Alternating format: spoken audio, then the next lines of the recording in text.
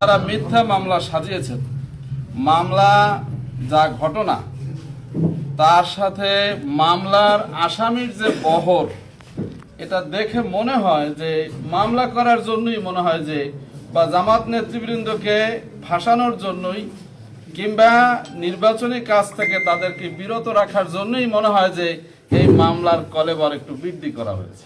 আলহামদুলিল্লাহ, আল্লাহর দরবারে শুকরিয়া আদায় করি যে ষড়যন্ত্রের জাল ছিন্ন করে আল্লাহ তাআলা আমাদের ভাইদেরকে অতি দ্রুত আমাদের মাঝে ফিরিয়ে দিয়েছেন। সেজন্য আল্লাহর শুকরিয়া আদায় করি। আমরা আশা করি সাগরে যখন জোয়ার উঠেছে, যে উত্তাল তরঙ্গ সৃষ্টি হয়েছে, যে ঢেউয়ের সৃষ্টি হয়েছে, যে জনজোয়ার তৈরি হয়েছে, এটা বালির বাদ দিয়ে এটা ঠেকানো যাবে না ইনশাআল্লাহ। আগামী দিনে এই দেশে ন্যায় ইনসাফ কায়েম হবেই হবে ইনশাআল্লাহ। যারা এই ন্যায় ইনসাফের আন্দোলনকে প্রতিহত করতে চায় কিংবা ন্যায় ইনসাফকে যারা ঠেকিয়ে রাখতে চায়, তাদের জেনে রাখা উচিত, যদি ইনসাফ পরাজিত হয় তাহলে আপনারাও পরাজিত হবেন। যদি ইনসাফের আন্দোলন বন্ধ হয়ে যায় তাহলে আপনারাও ক্ষতিগ্রস্ত হবেন। আমরা নাম নিতে চাই না, ওইভাবে বলতেও চাই না। আমরা ৩৬শে জুলাইয়ের আন্দোলনের পরে এখন পর্যন্ত দেখেছি নিজেদের হাতে নিজেরা অনেক খুনাখুনি হয়েছে।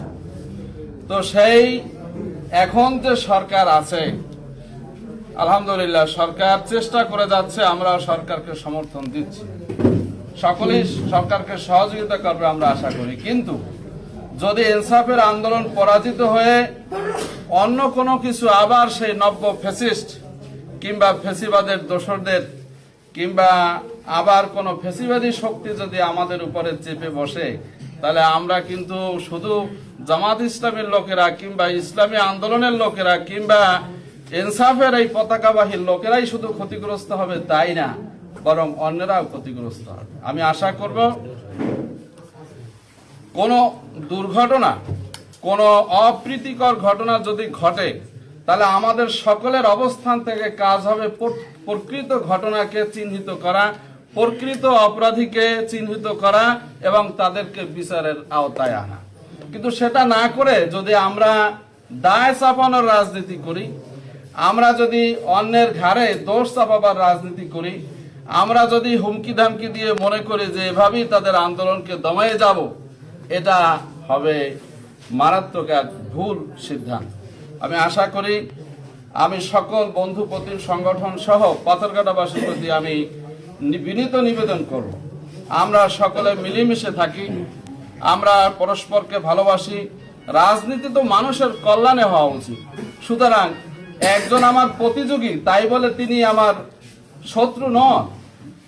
আমাদের মধ্যে প্রতিযোগিতা থাকবে, আমাদের মধ্যে